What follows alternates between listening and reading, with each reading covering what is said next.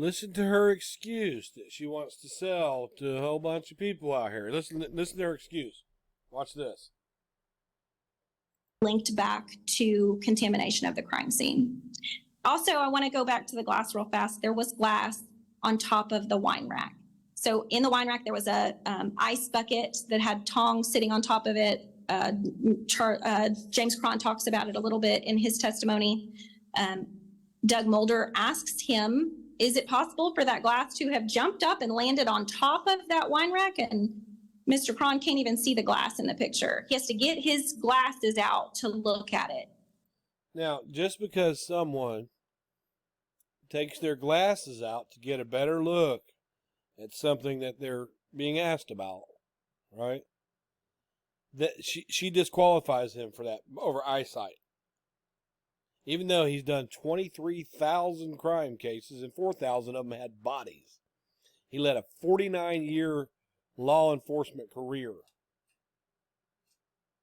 He did all that with bad eyesight.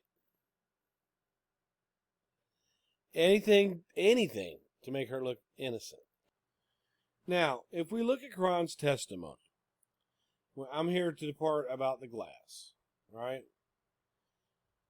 You can look at Cron's testimony, and he'll tell you that he was there 20 to 30 minutes, and that he came with his conclusion that there was no intruder there. He never once blamed Darlie. Never one time. Yeah. He says it several times through here that there was no intruder. Now, as far as the glass that she's talking about, first of all, Cron wears his glasses all the time. There's no part in there that says he had to take off his glasses and he couldn't see it. He never said he couldn't see it. What he said was he sees a reflection. He said there's some sort of reflection in there. And they said, well, aren't you one who's supposed to be able to identify evidence? He said, yeah, I can identify evidence, but that's a reflection. Some sort of reflection. And he stuck to that. Three different times he said that glass was not there. If it's a reflection. He said, and if there was some there, then he had sent Walling to pick up the glass pieces off the ground, but Walling only picked up the ones that didn't have blood on them. So he said possibly something could have been set there, but he never said he couldn't see it. He saw something different. He saw a reflection. He also, when Davis has him on the stand, he makes it perfectly clear that they don't jump to conclusions. You know, they don't do that right off the bat. The integrity is, his initial walkthrough was, based on nobody going in and out of that window. That's where it started. And Danelle sits up here and lies. He couldn't see the evidence. He couldn't with his glasses. He had to put his glasses on. That's not what he said. He never, James, all these people that heard him say that, he never said it. Never. You're a liar. So here, Cron, he describes his credentials to Davis on a direct examination. So, 29 years with the Dallas Sheriff's Department. Before that, civilian with the Dallas Police Department. He was a jailer. He was a turnkey. That means he worked in the jail. He was there when Lee Harvey Oswald was being dragged around. Dallas Police Department.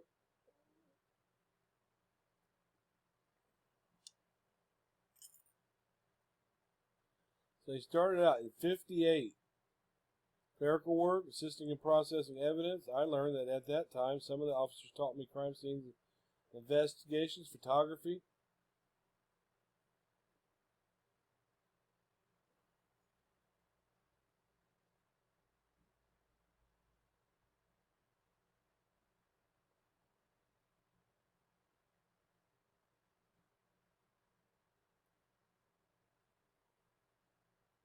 Now, he's got all this. You can slow this down and look at his credentials, right?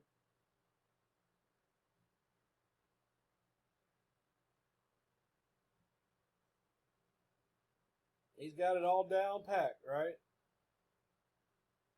He studied it for a long time. Right? And he can't even look at the evidence, blah, blah, blah. There was nothing about his eyesight ever brought up except for you. This is sad. Right? And here's another thing, too. You said he put his glasses on. James Cron wears glasses all the time. He doesn't, I mean, in the pictures of him, he's always got his glasses on. And what glasses do is if your eyesight goes down below 20/20, the glasses will put them right back to where they need to be. Now, Cron's got all of this education and proof and stuff behind him, right? And you want to discredit him. But you'll do a fucking live with Sully, who doesn't even know your dad's name. Robbie Gene Key's name was not Dennis Key. You'll get up a YouTube video with somebody that claims to be a crime scene expert witness in a case that can't prove it. She's okay, but this guy, no fucking way. He couldn't see. I mean, damn all this.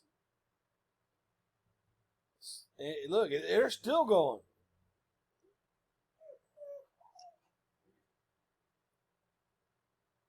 I've been involved in the last 38 years, 39 years. There's approximately 21,000 crime scenes. 43 with deaths. How many crime scenes has Mystery Maverick done or Sully? But see, you'll use them as if they're some kind of expert. Right? Somebody with no experience whatsoever. Sully wears glasses. Maybe she's reading things wrong that she's putting out here about Darlie being innocent, because Sully wears glasses, doesn't she?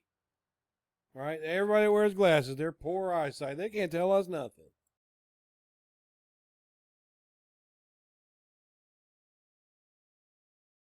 If you notice here, in that picture, he's got his glasses on. And I'm going to go through the testimony to see if it says anything in there about he took his glasses off and looked at that picture. Because Danelle was not in the courtroom. Darlie Key was not in the courtroom. So who is telling her he took his glasses off in the first place? Now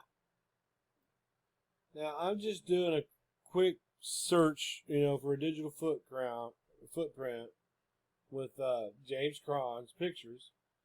I see one, he's got his glasses on.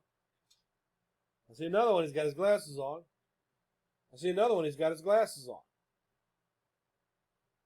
I don't think there'll be any more of them down through here, but I'm going to look anyway. Okay. So evidence shows, if you look in all the videos where James Cron is speaking in the Darlie case, he's got his glasses on.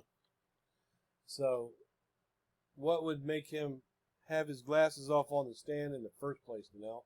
Danelle did a short video about hearsay, and she of course she was confused. But here is since we were there, since I'm rolling down this. All right, this is he's asking Cron. All right, when you first talked with David Main, Matt Walling, and David Neighbors, were you still outside the taped area? Yes. Did you remain outside the taped area, or did you move inside at some point? We eventually moved inside. Did you continue talking with them? Yes. In general, what types of things were you talking about these gentlemen with? Well, I asked them, what type of situation did they have? I mean, I was informed that it was a homicide, and I asked them how many bodies and did it occur inside or outside. Hagler, Your Honor, we would like to object to any hearsay statements of this witness under Rule 802. He sustained that objection, right? That's because Cron was saying that he heard this from someone else, right? You said these weren't allowed. You said in the Darlie Routier case, this was permitted, that it happened, all right? But he did. He sustained it, all right? He didn't overrule it. That means that that statement had to be stricken from the record. That is an instance of hearsay, and it was used properly. And Cron can't be going in there and saying, "No, I heard from this, that." No, you can't do that. And you said it was happening all through this case, and no objections were being made, and blah blah blah. So let's see what happens. I'll sustain that. Greg Davis's rebuttal is, well, this witness is testifying. I asked him what he said. The court. Well, we understand. I'm sure that is just a precautionary objection. That way you don't go off onto too much of he said, she said. That's why Hagler did it. Okay. Mr. Cron, again, you can relate to us what you may have said to these officers. Don't relate back what they said, but were you asking questions of them?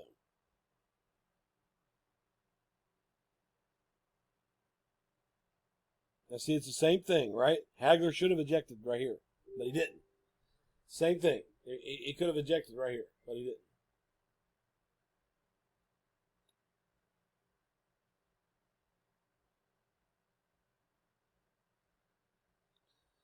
He's walking through the crime scene, right? And you could stop this thing, and read this off. He's just looking at it. Did you feel it was necessary to talk with the officers there before you came up with your game plan? Yes. I think it was like, 6:10, yeah.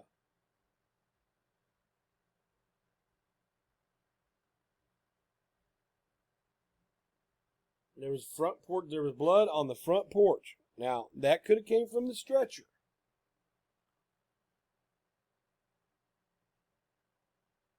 Medical tape and supplies, yeah. That's because that's where they worked on her, the bandage on her neck.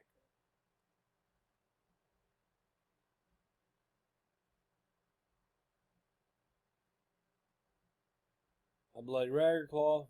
I'm just going to go through this real quick. It just shows him walking through, right? Nothing unusual. I was looking for the unusual, and I didn't see anything unusual. Looking for blood.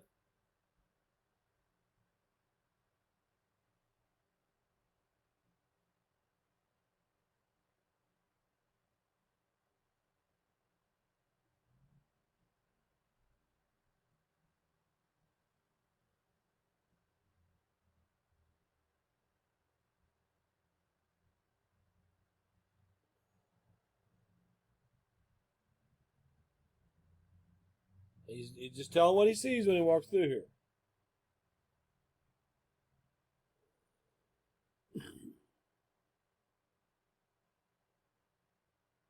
They're showing the pictures, blah, blah, blah.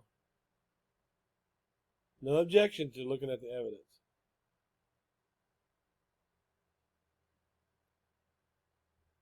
Now, this is where he gets into the flower arrangement. And he felt like it was just turned over because of the way the stems and the leaves, yeah. Looking at the vase, he just kind of looked everything over, right? And he describes it pretty well.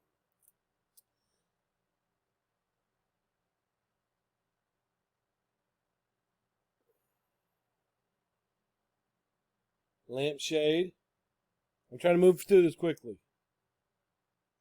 This just shows how thorough he was at looking at things.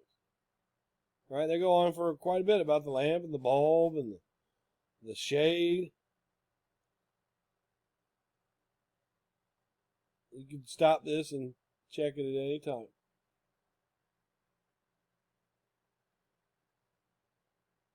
He was looking for everything. He's looking for everything that a good investigator would look for. Blood damage. I'm just moving quick. I'm not doing this on purpose. There's a point I want to get to.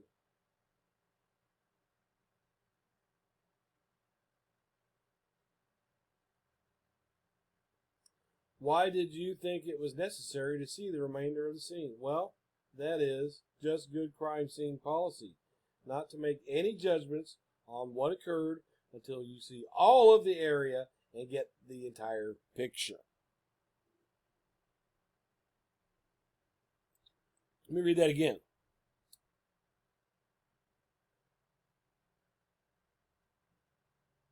Outside of planning what evidence needed to be collected and so forth. Well, did you think it was necessary to see the remainder of the scene? Well, that is just good crime scene policy. Not to make any judgments on what occurred until you see all of the area and get the entire picture.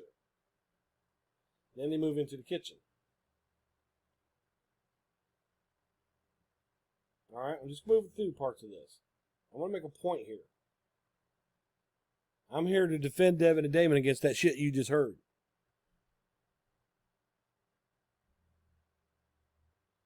It's difficult to walk through crime scenes when there is blood all over the floor and glass.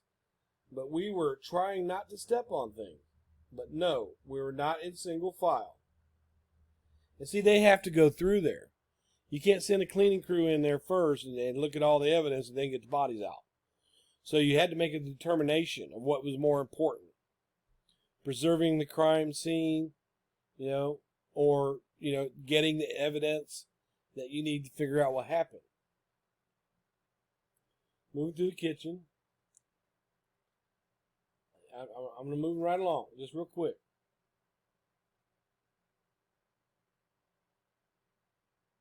I want to get to that part about the wine rack.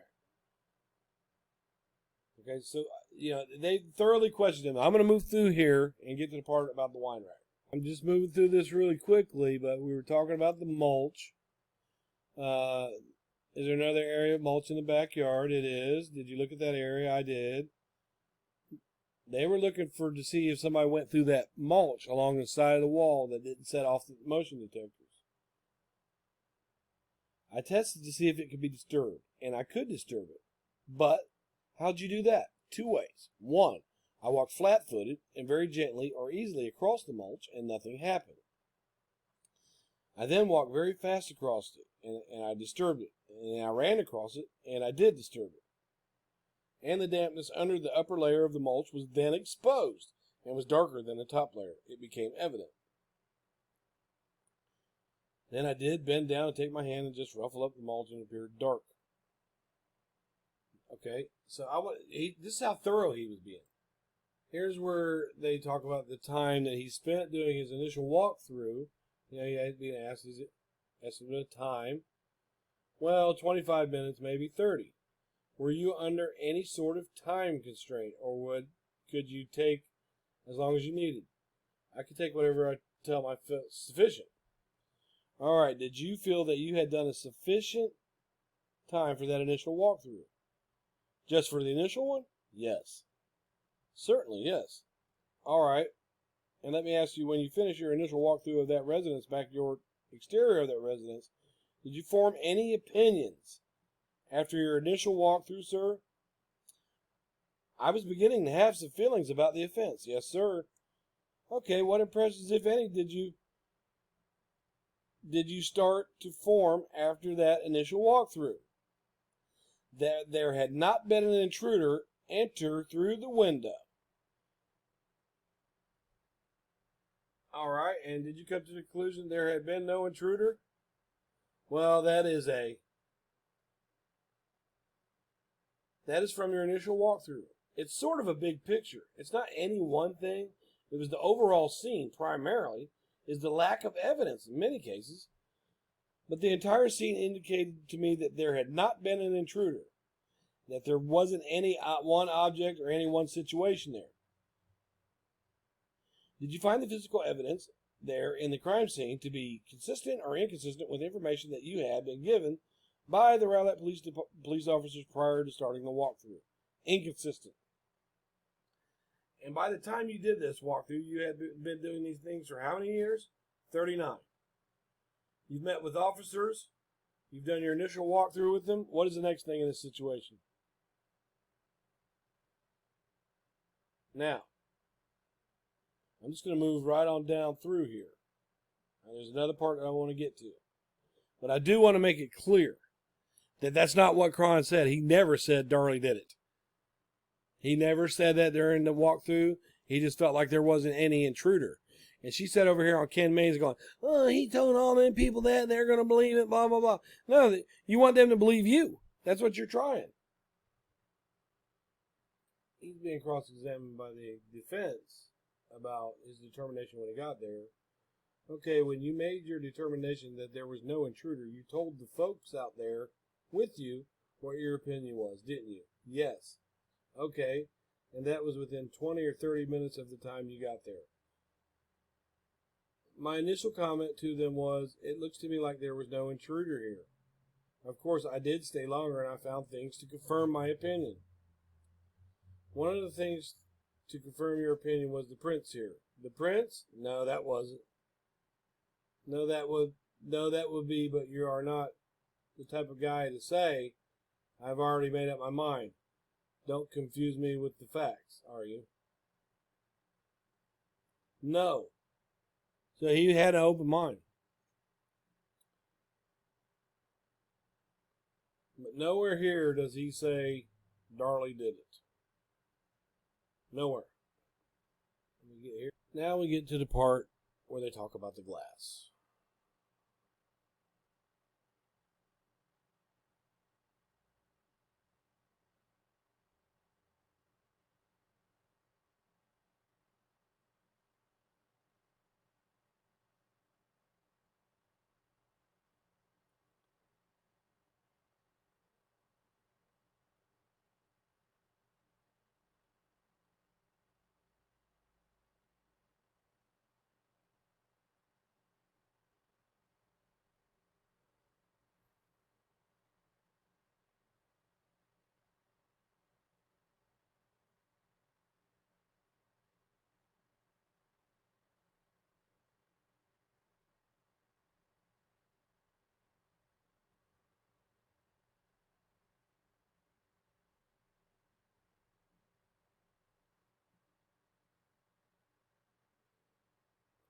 That's pretty good.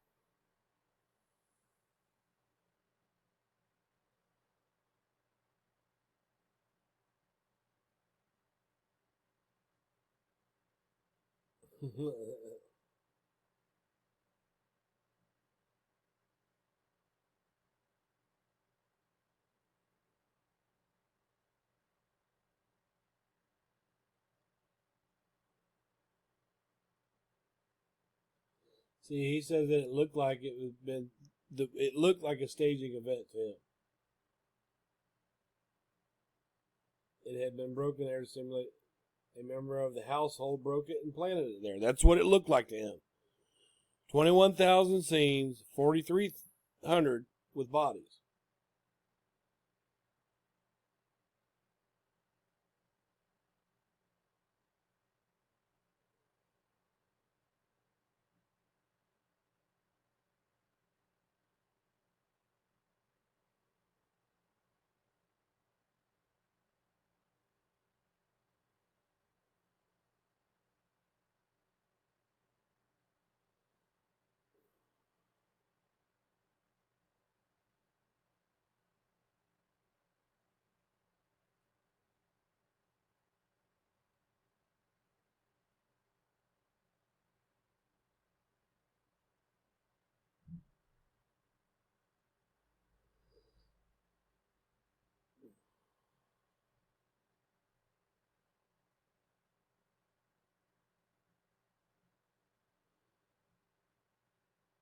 Not unless some of it fell off.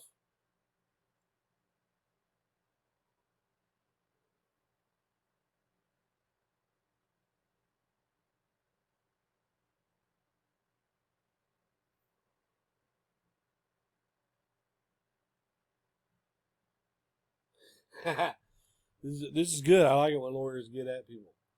Do you think that the glass is going to hit the floor and bounce all the way up to a shelf 3 feet high? Was there glass on the top? Well, you're the guy who never overlooks anything. I didn't see any glass. I don't know. Well, put your good eye on this right now and see if you can't see some glass. I never saw glass there. See if you can't see a shard. Let me point it out to you.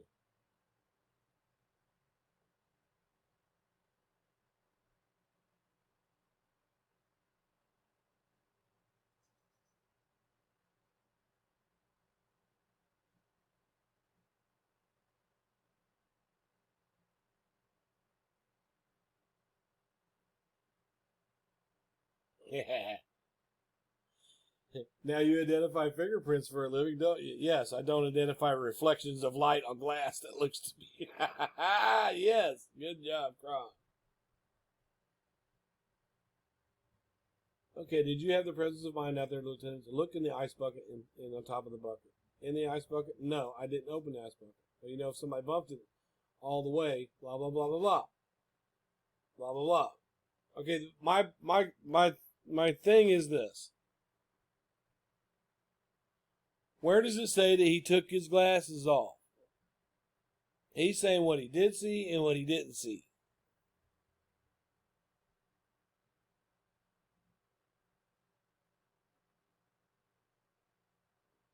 Right, well, put your good eye on that crime scene and tell me whether or not you can see that. Well, if you're saying I'm assuming, I don't see anything. You're talking about the picture. No objection.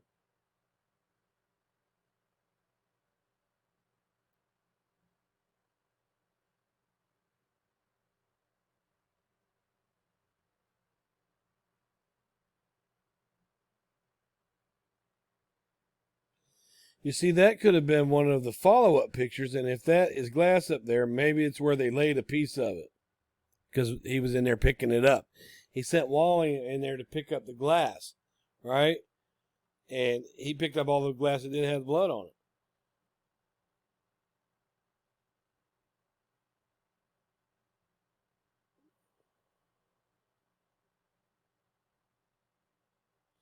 Can you see that, Lieutenant, or the picture here or here?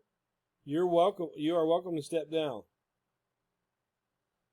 Well, I might want to look at that. It could have been one of the photographs taken after the initial photographs that were shot, but it was not there when I looked at it. It says 6/6/90 of 96. That was the date of the fence. You see right here? You see, here's the stem, and that is the blah, blah, blah. It's something reflective.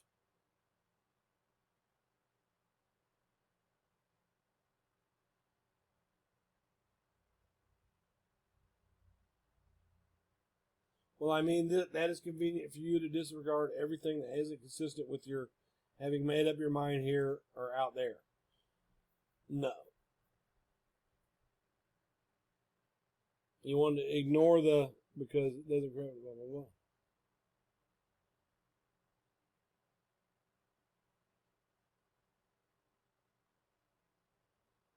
So, I just wanted to clarify, that Cron always wears his glasses. And what he was saying is he saw a reflection in that picture. He didn't see the glass.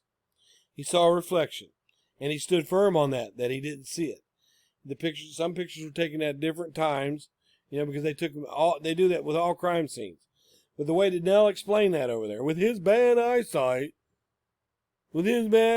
no.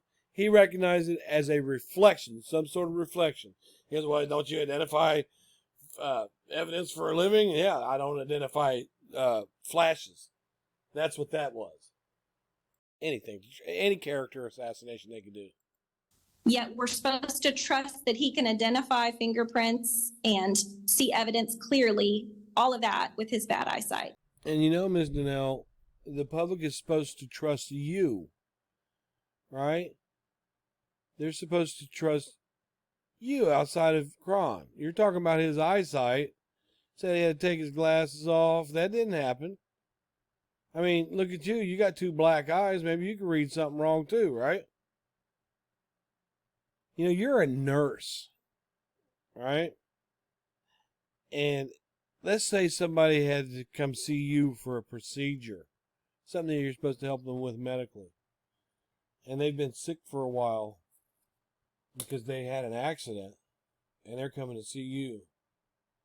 If they knew that your thoughts were that people like that have accidents or natural things that happen to their body, and they're not able to function like they used to, and they need to collect that insurance that they paid into all their lives to get SSI. If they knew your real opinion on people like that, oh, they just want to live on someone else because they got a bad back.